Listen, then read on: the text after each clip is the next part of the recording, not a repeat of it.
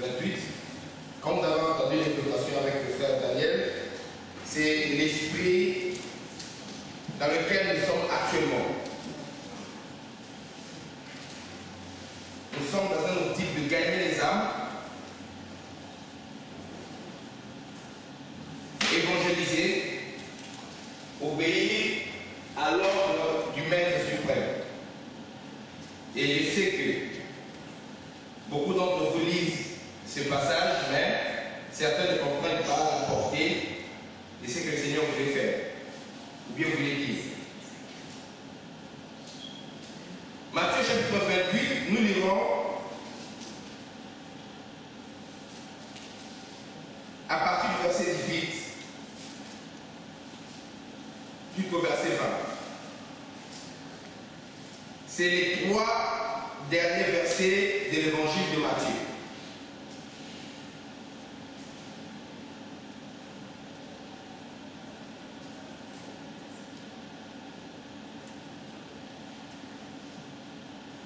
Vous y êtes? La Bible déclare: Jésus s'étant approché, leur parla ainsi: Tout pouvoir m'a été donné dans le ciel et sur la terre.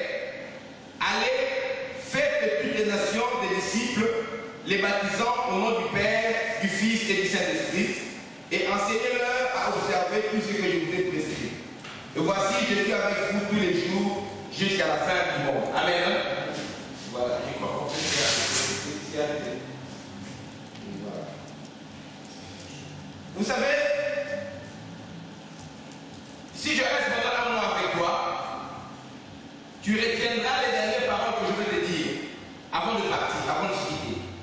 Quand tu viens avec ton père, ta mère, ou bien un proche parent, ou bien tu gardes quelqu'un qui est malade, vous pouvez vivre pendant 40 ans, 50 ans, ou bien un époux, une épouse, peu importe. Au moment où la personne veut te quitter, les paroles que cette personne va prononcer, ces paroles vont rester dans ton cœur plus que les autres paroles que cette personne a prononcées durant tout le long du temps que vous avez passé ensemble. Et Jésus-Christ est né, vous savez comment il est né? Au travers d'une vierge. Il a vécu pendant 30 ans dans l'anonymat, ou presque. Il a prêché pendant 3 ans, peut-être 3 ans et demi, et à l'âge de 33 ans, il a été crucifié. Et maintenant, au moment où il s'apprêtait à s'en aller, il est mort, il est ressuscité. Quand il s'apprêtait à partir, Jésus-Christ a fait cette déclaration à ses disciples. Les 3 derniers versets que nous venons de lire. Le Seigneur a dit: Tout pouvoir m'a été donné dans le ciel et sur la terre. Tout pouvoir. Il y a une chose que les chrétiens nous devons savoir, c'est que le Dieu en qui nous avons cru a tout pouvoir entre ses mains. Amen. Nous ne croyons pas à quelqu'un qui essaie, nous ne croyons pas à quelqu'un qui ne sait pas ce qu'il a comme potentiel, bien ce qu'il a comme pouvoir. Le Seigneur savait principalement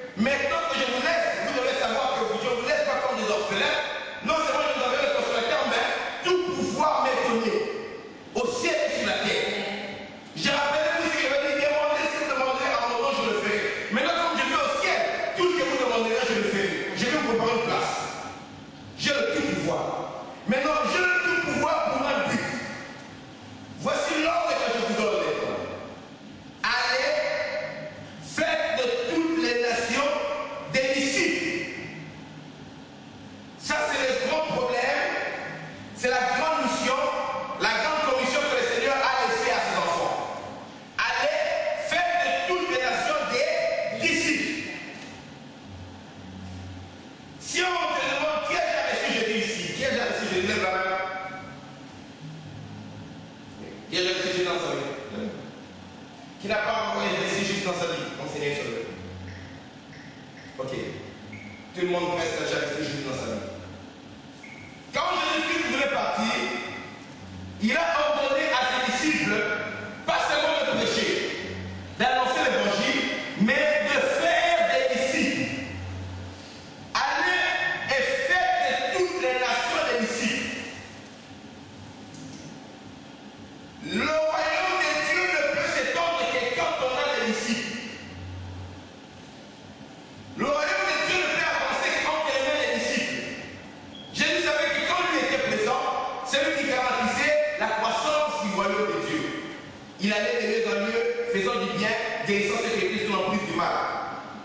Mais maintenant qu'il partait, imagine-toi que tu es là, si Jésus doit partir et laisser son travail entre tes mains. Jésus ne devait plus être sur la terre. Il partait, mais il devait laisser son travail entre les mains de ses disciples. Maintenant, qu'est-ce qu'il dit? Je vous donne un travail, je vous donne une mission. Allez, faites de toutes les nations des disciples. C'est quoi un disciple? Quand on dit c'est quoi un disciple, les gens vont dire un disciple c'est un croyant. Un disciple c'est celui qui a cru en Jésus. En réalité, c'est pas ça. Amen. Amen. Alléluia. Amen. Un disciple plus que ça. Amen. La définition traditionnelle de disciple, c'est qui? C'est quoi? C'est quelqu'un, ceux qui étaient à l'école, je vous ai enseigné. C'est quoi un disciple? Un disciple. À répéter à cause de vous tous de la réponse, ceux qui étaient à l'école, vous êtes à l'université Saint-Esprit, chaque fois que vous êtes public. Les disciples, c'est quoi? Un disciple, c'est quelqu'un qui. Ah, là, vous ne prenez pas comme ça des élèves de docteur Samuel, ça c'est pas bon. C'est quoi un disciple? C'est quelqu'un qui conforme sa vie aux enseignements et à la vie humaine. Non. Non. C'est pas ça. Amen. Hein? Je sais pas si un disciple, c'est pas. C'est pas ça. La conception, C'est quelqu'un qui conforme sa vie à la vie humaine et aux enseignements humains. c'est pas complet. C'est un homme qui suit un maître pour conformer sa vie aux enseignements et à la vie de son maître. C'est quelqu'un qui suit. Amen. Hein? C'est pas que tu as lu dans un journal, Confucius aurait fait ceci, tu deviens. Donc c'est. Non. Tu ne ramasses pas des informations pour aller passer par là et tu veux essayer de conformer ta vie aux enseignements de ce maître-là. Tu peux essayer, mais est-ce que réellement tu es disciple de Confucius? Parce que tu as appris les enseignements de Confucius, il y a des livres qui tu veux conformer ta vie aux enseignements de Confucius. C'est faisable. Quand il y a un disciple qui conforme sa vie aux enseignements de non, un disciple c'est quelqu'un qui suit un maître pour conformer sa vie à la vie et aux enseignements du maître. Un disciple c'est quoi? C'est quelqu'un qui suit un maître pour conformer sa vie à la vie et aux enseignements du maître. Amen. Premièrement, quelqu'un qui suit. C'est pourquoi je lui disais, viens, suis-moi. Quand il rencontrait les gens, il disait, viens, suis-moi. Dans le cas, il a choisi 12 qu'il appela et il donnait le nom d'apôtre. Amen. Viens, suis-moi. Premièrement, tu dois suivre pour conformer ta vie à la vie aux enseignements du maître.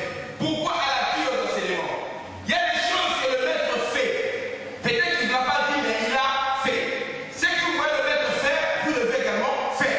C'est ça un disciple. Il y a des choses que le maître n'a pas fait, mais il a dit. Les choses que le maître a dit de sa bouche, un disciple doit faire ce que le maître a dit. C'est ça un vrai disciple. Parce qu'il y a des gens, Jésus-Christ ne s'est pas marié. Amen. Hein? Alléluia.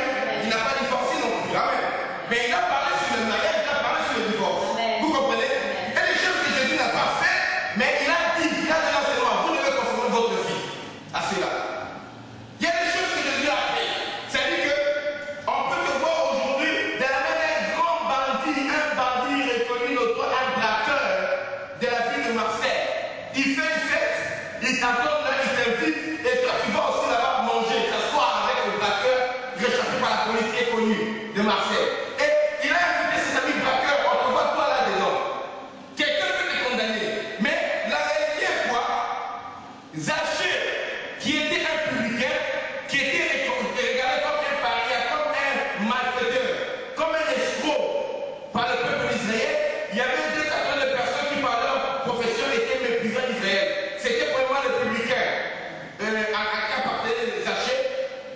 qu'ils prélevaient les taxes d'impôts pour le compte de l'oppresseur, pour le compte du colonisateur romain. Alors ils étaient haïs. En plus, la plupart volaient, comme Sachin l'avait dit. Ils volaient même l'argent qu'on mettait de taxes. Ils volaient le peuple pour enrichir le colonisateur. Les publicains étaient détestés et deuxièmement, c'est les prostituées. Les prostituées également étaient détestées et méprisées en Israël. Alors Zachée, quand il a fait la fête, il est allé, il a invité Jésus chez lui. Et autour de sa table, il y avait tous les gens de mauvaise vie et Jésus était assis avec eux en train de manger avec eux. Qu'est-ce que tu vas faire, toi, si tu vois un pasteur, aller dans la maison d'un escroc, s'asseoir, manger avec eux, et il commence à leur enseigner la parole. C'est pas qu'il les invite et il dit non, il va là-bas. Qu'est-ce que tu vas dire? Et ici, s'il a vu que ce maître l'a fait, lui aussi va le faire. Peu importe ce que les gens vont penser, vont dire. C'est pourquoi je lui ai dit, un disciple n'est pas plus grand que son maître, mais un disciple accompli est égal à son maître. Alors, j'ai dit connaissant ce principe, avant de partir, il a dit ceci. Allez faire des tribulations les disciples. Jésus voulait se multiplier au travers de ses disciples, au travers de sa apôtre qu'il a laissé. Parce que ça veut dire chaque disciple qui est bien enseigné, quand ce disciple grandit, acquiert la maturité, quand ce disciple devient un disciple accompli, ce disciple est égal au maître. Alléluia. Amen. Parce que tout ce que le maître dit, le disciple aussi le dit. Parce que le disciple confirme ta vie à la vie au enseignement du maître. Tout ce que le maître fait, le disciple également le fait. C'est alors que le maître pouvait se retrouver à plusieurs endroits à la fois, alors qu'au départ il n'était que seul. C'est comme par exemple, viens d'ailleurs. Bon, moi je suis Jésus. Lui c'est mon disciple. Je le forme. Lui en grandissant, il devient comme moi. C'est-à-dire qu'un disciple accompli est égal à son maître. Ça c'est sur le parole de Jésus. Un disciple de Jésus, quand il est accompli, il est égal à Jésus. Amen. Et vous savez vous-même que les disciples de Jésus ont fait plus du miracle que Jésus. Amen. Amen. Hein? Alors, vous savez ça, Jésus qui vous a donné là, ceux qui ont fait dans le de Jésus ont fait plus que Jésus. Jésus même l'a autorisé. Il a dit que je vous ferai des plus grands miracles parce que je m'en vais au Père. Parce qu'en réalité, c'est Jésus qui fait le miracle pour envoyer ses disciples. Amen. Mais en tant que la monde physique comme ça, vous voyez, ils en font plus. Jésus-Christ, qu'est-ce qu'il y avait? Quand tu touchais ses vêtements, tu étais guéri. Mais Pierre, tu n'avais pas besoin de toucher. On est allé les malades, Pierre passait. Quand l'ombre de Pierre touchait un malade, l'ombre seulement passait sur le malade était guéri directement. Ça, Jésus n'a pas fait. Il a fait plus que Jésus. Et Paul a fait plus que Pierre. Si tu ne pouvais pas amener les malades là où il était Paul, pour qu'ils passent, pour qu'ils ont le guérissent, qu'est-ce qu'on prenait? On prenait des morceaux de tissu. On mettait ça sur le corps de Paul. Et tu vas avec ce morceau de tissu là, tu vas en Allemagne, il y a l'Espagne, tu prends la voiture, tu vas au Brésil. Quelqu'un qui est malade au Brésil. Quand tu prends le mouchoir là, tu mets sur le corps du malade, le mouchoir qui a touché le corps de Paul, le malade est guéri. Il m'a dit cette puissance. Amen. Alléluia. Vous ne lisez pas la Bible, mais tout ça c'est écrit dans la Bible. Parce qu'un disciple accompli était comme maître. Alors, comment je le forme? Il était comme moi. Si moi je prêche dans cette ville, je prêche à Paris, quand lui va à Lyon c'est le temps de quand lui va à Lyon, les choses que moi je fais à Paris, lui aussi est capable de les faire dans la ville de Lyon. Amen.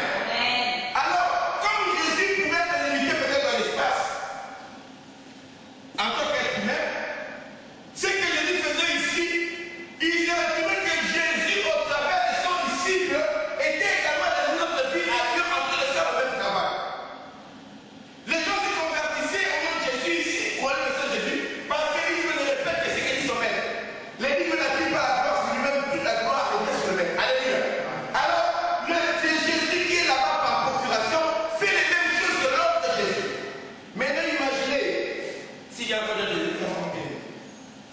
Moi, il y a un papier dit qu'il y a dans sa famille, ça va manquer. Il est riche, comment? Vous voyez la mission de l'année. Voilà. Si Daniel maintenant, si Daniel maintenant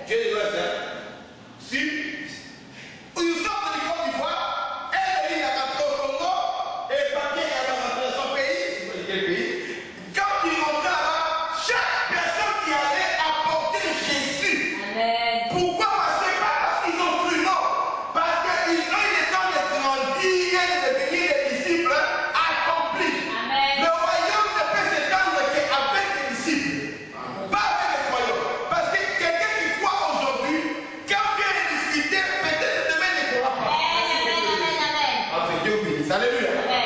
Parce que quelqu'un qui croit aujourd'hui, s'il n'est pas encore arrivé au niveau des disciples, ce n'est pas une garantie. Parce que chaque disciple était l'investissement du maître. Pour le maître, un disciple était l'investissement. Il investit son temps, il investit son énergie, il investit son amour, il investit son argent. Parce que les gens qui vivent avec Jésus là, ils commençaient à vivre aux dépens de Jésus. Quand on donnait les offrandes, la femme de l'Internet, le roi d'apporter d'offrandes, des femmes qui assistaient Jésus, Jésus donnait l'argent à Judas qui était caissier et il envoyait Judas acheter la nourriture pour tout le monde. Amen. Quand il fallait payer les voyages, il faut même pour payer les impôts. Pierre a dit à Jésus, c'est la fin du mois, qu'est-ce que tu sais? Et en fait, c'est la fin de l'année, les impôts, c'est les Romains ne veulent pas. Jésus a dit, ok, va dans la rivière, pêche pour un poisson que tu verras, ouvre ta bouche, tu verras une pièce d'or. Paye tes impôts, paye aussi les impôts. Amen. Amen. Alléluia. Voilà. Alors, qu'est-ce que j'allais dire? Chaque disciple qui est accompli représente un investissement qui est rapporteur pour le maître. Jésus ne se faisait plus d'illusions. Il savait que il a dit quand je m'en irai, sachez que moi je suis le bois sec, le bois humide. Regardez comment on m'a traité, on vous traitera encore plus durement. Mais il dit toujours prenez courage parce que j'ai vécu le monde. C'est pourquoi il leur a dit aussi allez faire l'étude des nations et disciples. Avant de leur dire allez livrer, les rassurer d'abord. Tout pouvoir m'a été donné dans les ciels et sur la terre parce que la chose la plus difficile c'est de faire des disciples. Bien-aimé, remplir une église c'est facile. Amen. Remplir une église c'est. Nous on a déjà fait des deux là, remplir une église c'est facile. Amen. Amen. Je peux